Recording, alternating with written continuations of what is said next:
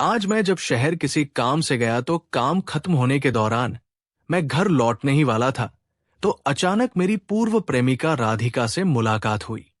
मेरी आंखों के नजरों से मिली नजर, मुझे विश्वास ही नहीं हुआ कि सही में ये मेरी प्रेमिका राधिका थी।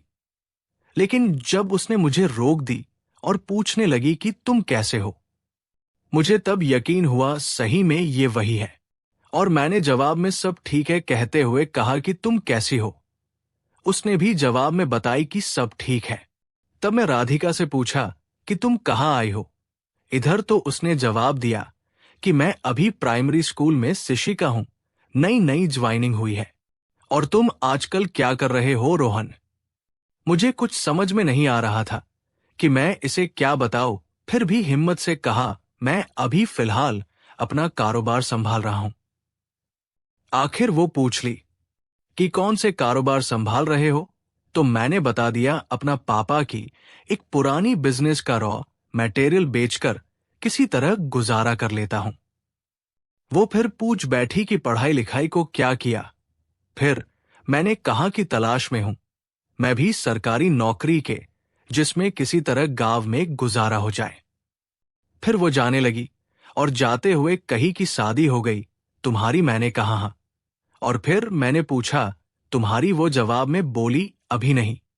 फिर वो जाने लगी और बोली कि नेक्स्ट ट्यूसडे को मैं फिर मीटिंग में आने वाली हूं, अगर तुम्हें छुट्टी मिल जाए तो आके मिल लेना, बस स्टैंड के बगल वाली ट्री के छाव में, ठीक है। मैं खुश हो गया और उससे कहा ठीक है मैं आऊंगा। और वो मुस्कुराती हुई चली गई। उस रात मुझे रात भर नींद नहीं आई और मैं उसके बारे में सोचता रहा। फिर सुबह हुआ, मैं अपना सूट बूट पहनकर बाहर निकल गया और उसके इंतजार करने बस स्टैंड में जाकर करने लगा। फिर आई और मेरे लिए पीने का पानी भी लाई और पीने को दिया। मैंने पानी पीने के बाद उससे कहा कैसी हो। उसने जवाब में बोली आजकल नींद नहीं आती। मेरा तो होश खराब हो गया और अचक से आखिर पूछ ही लिया क्या हुआ। उसने बताई कि रात भर नींद नहीं आई और मुझे हमारी पुरानी यादें आती रही। मैंने भी उसको आखिर बोल ही दिया कि सेम टू यू। फिर वो कही कि तुम्हारी तो शादी हो गई, हमारी इस मुलाकात से क्या होगा। मैंने भी जवाब में उसे यूं ही कहा कि वो लड़की मेरी पसंद की नहीं है।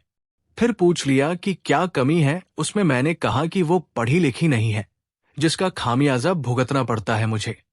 राधिका ने बोली तो शादी होने से पहले ही बोल देता कि मैं अनपढ़ से शादी नहीं करूंगा।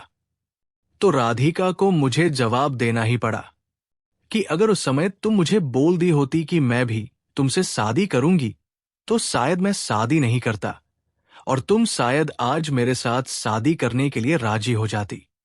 इतना कहते ही राधिका मुझे एक टक देखते हुए आंखों को इशारा से मुझे अपने नजदीक आने के लिए इशारा की।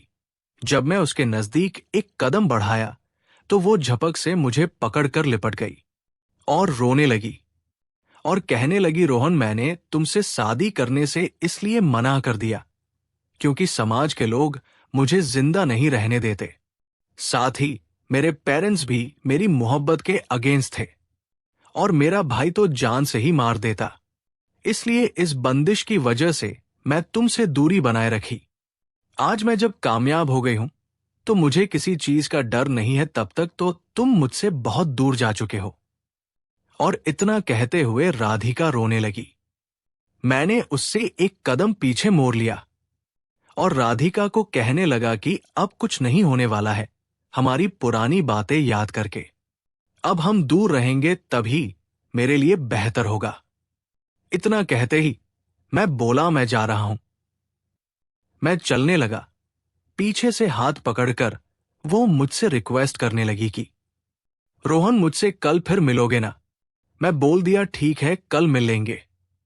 फिर जब मैं कल होके मिलने गया तो वो मुझसे पहले पहुंची हुई थी। जब मैं राधिका से पूछा कि कैसा गुजर रहा आजकल तो वो फिर रोने लगी और मुझसे लिपट कर कहने लगी रोहन मुझसे शादी कर लो। मैंने कहा क्या कमी है तुम्हें जो किसी और से शादी नहीं हो पाएगी तुम्हारी। तो फिर वो कहने लगी कि मेरी पसंद का लड़का नहीं मिलता है, जैसे कि तुम हो फिर मैंने राधिका को बोला कि शायद तुम भूल रही हो कि मैं शादीशुदा भी हूं।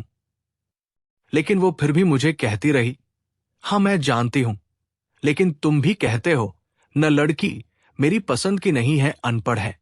तो मैंने उसे जवाब दिया, हाँ, फिर उसकी जिंदगी खराब हो जाएगी ना।